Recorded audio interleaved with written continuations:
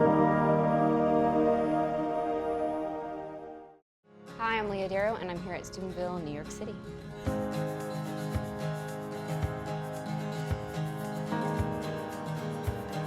A lot of times people just hear the word modesty. Number one, they don't know the definition of it, they don't know what it means, or they think that our ankles and our elbows are gonna send us to hell if they're exposed. And that's just not the case. Like, God's gonna save all of you, even your elbow. And so modesty is really this interior disposition, right? And it veils what always should be protected. So modesty is more than just clothing. We should be conscious of our thoughts and our words and our actions, and those should all be have like a little bit more of self-control, which is why the virtue of modesty is underneath the cardinal virtue of temperance, which just basically self-control. And I think we all can agree that there should be a little bit more self-control in the world. But when it comes to modesty in fashion, because of course that has a role to play there as well, modest fashion is fashion that always showcases the dignity of the person and not just parts of the person. Because clearly there are fashions that especially women can wear today that showcase only parts of the woman. And that's not what we are about. I mean, yeah, we have this beautiful shape that God gave us, but we want to veil that in a way that showcases our whole person and not just a few parts of us, because we shouldn't be reduced to parts. We have more dignity than that. And so that's why wearing something modestly that showcases our whole person versus a part is incredibly important, especially today in a very visual culture. Fulton Sheen, number one, is my holy crush. I have a very holy, holy crush on him. It's holy because he's dead and a priest, but I love him.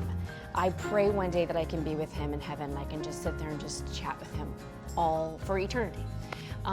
So Fulton Sheen says that the dignity of every person is beyond our reckoning. The dignity of the human person is beyond our reckoning because it is the dignity bestowed upon us by God himself. That God himself has bestowed dignity upon every soul that's ever been born or ever will be born. I mean, when you think about the gravity of that, that's why it's so important for us to protect all life from conception to natural death, because we have dignity. That little person or that very old person or all the people in between should be treated with compassion and love and respect. And we should respect all life. And we have no idea the dignity that we truly have.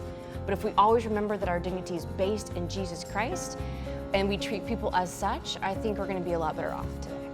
I think being a woman is hard today. And then being a Catholic woman has an even more fun twist to it.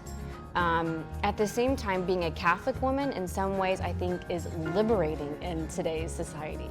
I mean, all of the things that want to enslave us to the idea that we are only as good as our body or how we look or everything on the exterior, I'm liberated by that through my Catholicism. I'm liberated from that from my faith. So I know that I'm not just a collection of parts. I know that I've got dignity. I know that I am not my sins. I know that I am redeemed through Jesus Christ.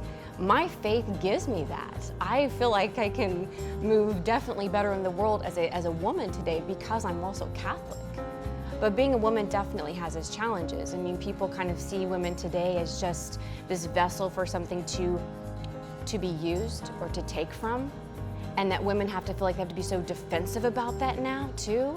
But there's something beautiful about our bodies and who we are. And once again, I mean, my faith gives me that. My faith gives me not just the instruction and the grace from the sacraments, but it tells me, number one, that I am loved beyond measure, that I have dignity beyond measure, and nothing of the world can take that from me.